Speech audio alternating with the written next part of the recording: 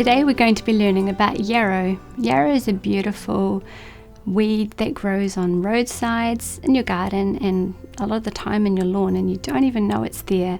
So we're going to be learning about some of the amazing medicinal uses of it, and so I have some dried here. It is great for prolapses, fibroids, for migraines, headaches, eye pain, and many more. One of the number one things that it's good for is to stop bleeding, so we're going to learn about that some more.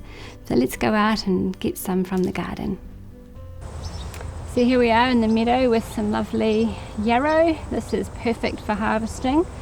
So it's got your long stalks and your leaves off at the side, and down the bottom you've got your lovely leaves which are perfect for harvesting, and we have some that are yet to flower. So it's amongst some chickweed and some clover, so this is perfect. So I'll grab that. So we're back from the field now with our lovely yarrow. So we have our beautiful flowers, and when they have got the wee bit of yellow is the perfect time to harvest. And we have our lovely leaves, which are really truly like a feather. And these are the parts that I really like to use for the leaves. You do have leaves here as well, but these ones are a lot easier and quicker to harvest and a bit more usable. So we have some great little remedies for burns. So sometimes if you have a really nasty burn and you're wanting something to put on it that's going to help heal as well as take away the pain, you would crush them with the mortar and pestle and get it till it's quite juicy, sort of.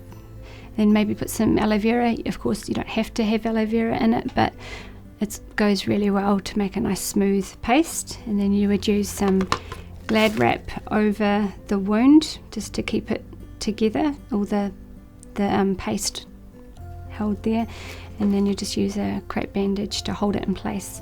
So just covering it alone with the Glad wrap will actually take a lot of the pain away, because it's often the ear that gets to it, which makes it painful.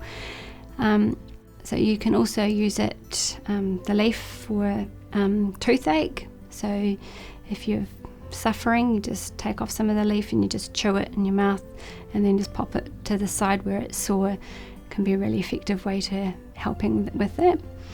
And you can use the flowers as well as the leaves as well as the stalks. So there's different remedies call for different parts of the plant. So it's the white one that you would use, not the pink or the purple, which they're beautiful as well, but not as medicinal. So the stalks are very stiff and not so nice for a poultice, so that's why you would use the leaves, as they're really good for that.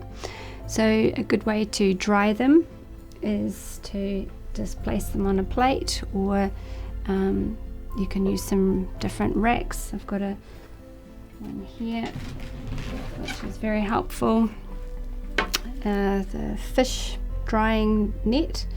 So it's quite good for keeping bugs and children out if you wish to keep them out. So they shrivel up, and once they've dried and they sort of make lots of cracking noises, you know that they're really dry, and then you dry them in a sealed container to keep the air out. It's a good way to store them, and so that you can use them for later use. They have a long season anyway, but it's really good to be able to keep them on hand when you have emergencies. So they make a really good tea for your hormones, as well as helping with internal bleeding. Any type of bleeding they're helpful for, which is quite good. So so if you were to have like a cut, you can use the mortar and pestle to crush it and pop it on where it's bleeding. It's a good way to stop bleeding, which works pretty well.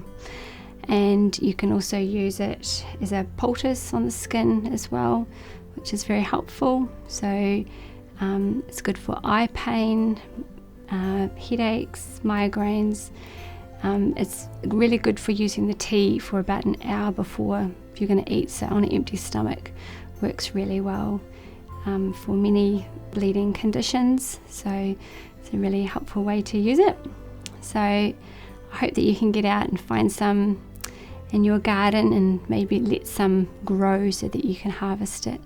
So isn't it wonderful how God has made us beautiful plants that we can enjoy as well as use in our bodies?